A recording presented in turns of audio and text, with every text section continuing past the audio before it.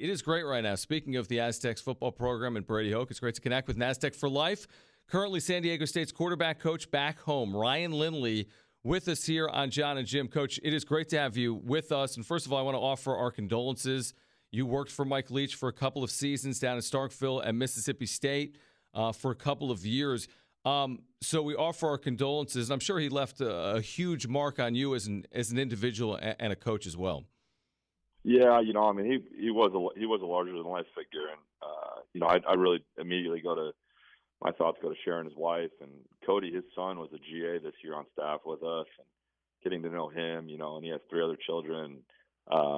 61. I go home to my dad last night, and he's 4 or 5 years older than that, and you just you appreciate the people you have around you, and I'm extremely appreciative of the time I got to spend and the wisdom imparted on me from Coach Leach, because he sure had a ton of that.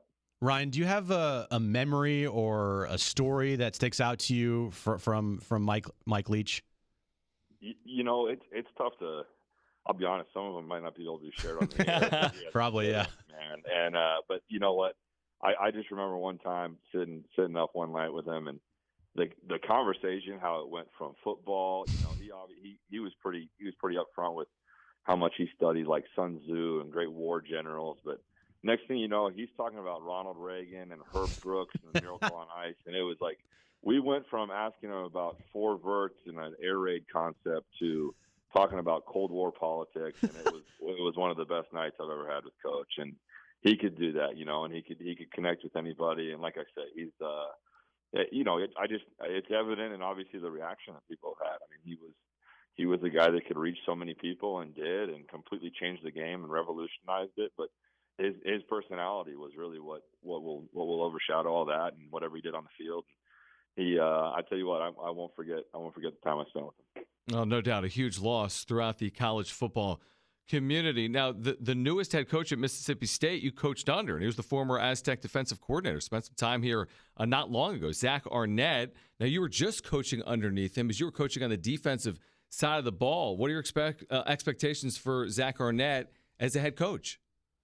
Yeah, I mean, Zach, the one thing about Coach Leach is he kind of let the defensive coordinator kind of do his own thing and run the show on that side of the ball. So, I mean, he's had some great experience there, and having worked under 2 of, in my opinion, some of the greatest head coaches to do it, and Rocky Long and Coach Leach, I think he's got quite a bevy of experience to pull from, and he's a fiery guy, man. He's going to get those guys to play really hard, and obviously the circumstances aren't something you would ever wish upon a group of guys, a team, and a program, but Zach's the guy that I think is equipped to handle and weather the storm, and he's got a bright future ahead of him. Ryan, how has coaching on defense made you a better offensive coach? Yeah, I think it just helps to kind of know the intricacies of what guys are looking at on the other side of the ball. Whether it's kind of scheming and game planning up route combinations to get the reaction you want out of the defense. It helps to kind of be in those install meetings and know what those guys are learning based on the wide receivers movements, So I just kind of looked at, my career, up until this point, kind of split in 50-50 with offense and defense, just, whichever side I decided I wanted to land on. I had enough of I called it a sabbatical on one side of the ball or the other. So I got to do my research on the enemy and really be behind enemy lines in a sense. So it was a great experience, and it's really fun right now too, especially because, Moose and Jalen's experienced the same thing as a player. So a lot of stuff we look at on film and the way he sees it as well is, having an in-depth experience and understanding what the defense is going to be doing on any given play.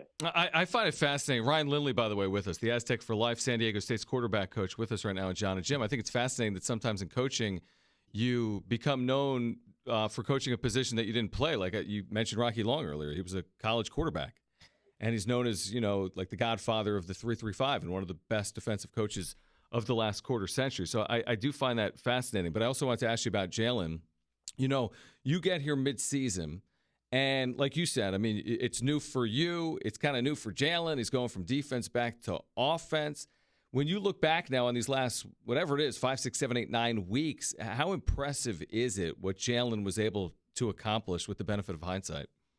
No, it's pretty unbelievable. We had our banquet, and it's it's also impressive to see that, the kids are the real gauge. The players are the gauge, and they see what goes on really a 24/7 day-to-day basis. And, Moose was named the MVP and the offensive player of the year of the team. And I think, the fact that, we could stand up and sit there and say, how many teams can say a guy contributed, extensively on offense, defense, and special teams throughout a Division I football season, and to put the icing on top of that, it was a quarterback.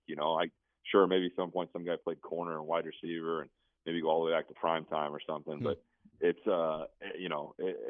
truly an awesome story. And, the kid behind the scenes, the amount of work he's put in, just the respect that he gained even before I was here from his teammates. What all the success he's had and what he's been able to do on the field and the recognition he's garnered is more than deserved. He puts the work in. He's a competitor, and he just loves the game. He wants to be successful and see the guys make plays on the field. This offseason is a big offseason for, him and you and working together. What does he still need to do to improve his game, and what are you going to do with him this offseason to make him grow as a player? Yeah, I'm excited to really kind of sit down with him, and I think at this point he's earned the right to kind of take some ownership of what we're doing, and we even do that on a week-to-week basis. But I think as we kind of mold this thing and see how we tweak the offense to what we want to do next year, he's already talked about. I mean, he's a guy that is pretty close to his degree, so we'll classes are, he may be less than a full course load like other guys, so he definitely wants to be up here in the office and in the film room, and he's already talked about watching the old stuff back in the day. We'll pull up some NFL teams, and I tell him not to watch too much of me because he'll get slower and he'll throw it to the other team more. So we won't pull up too many of those old clips. But I'm just excited to really get my hands on him in the off season and really see how he can take ownership of this team, both on the field and as a leader. What's this been like for you personally, Ryan? I mean, with your career here on the Mesa, a chance to get back here. I know you're here briefly as well in 2018. You spent a number of years here as a college player before you were in the NFL. I mean, what has this experience been like for you getting back home, so to speak, and being with Brady and being in that quarterback room and watching the success of Jalen and others? Yeah, I mean, to put it lightly, I kind of find it funny that a lot of alumni sit at home and watch their former team and enjoy a beverage and let off their critiques of what they're seeing on the television and whatever, go about their day. And I had the unique opportunity of doing the same for the first 5 weeks of the year, and then being asked to get off my butt and be a part of the problem. I mean, be a part of the solution. Quit just pointing out problems on the couch and be a part of it. So I tell you what, I mean, there's just a lot for me in my life, to be honest, when I look back on it, and still I'm kind of understanding and getting the grasp of it. I really look back then, and I kind of, Coach Hoke, when he introduced me to the team, I kind of broke down. Gavin Escobar, a good friend of mine, passed away the week before. So coming back here, and like you said, it's home. It's where my family is. I had a daughter that was born while in Mississippi while I was still here working, and luckily Coach Hoke, allowed me to go back and see her birth and get back here in time to have a absolute heart-wrenching game against Fresno State. So I mean, it's been an up and down one, and I'm sure I'll get Ken Abels or one of these guys to jot down some of the details of the story at some point. But it's been a lot of fun, and hopefully we can find a way to make it that way for years to come. You got the Hawaii Bowl next weekend, Ryan. What kind of opportunity does that present the team and the offense and Jalen Mayden to finish the year on a strong note? Yeah, no, I think we got a great opportunity, and I think it's I think in some ways at times if you looked at us, I think we played up and down the competition, which is not a good thing, but this is a good team we're about to play. I've kind of called them. It's a lot of guys that I think haven't come from the SEC. I think they're guys that probably didn't get recruited to Tennessee because maybe it's a 6'2" defensive end instead of a 6'5" defensive end. They got some players up front that can get after and get after the passer, and they got some really good athletes on the perimeter. And at least watching their defense, I think they got some guys that can cause issues for you. So we got to bring our A game, and you don't really watch the offense, but you see what they did, just putting up points on the box score against Miami. So we got to come out in all three phases and really play a good game. This isn't just a Christmas Eve in paradise. So we're gonna let the guys enjoy some of the fruits of their labor, but we also got to make sure they come ready to play.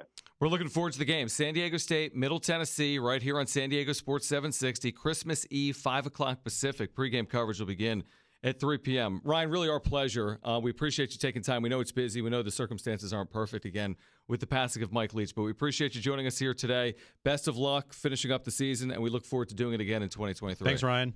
No, always, guys. Appreciate the support you guys give us, and anytime. Love coming on with you.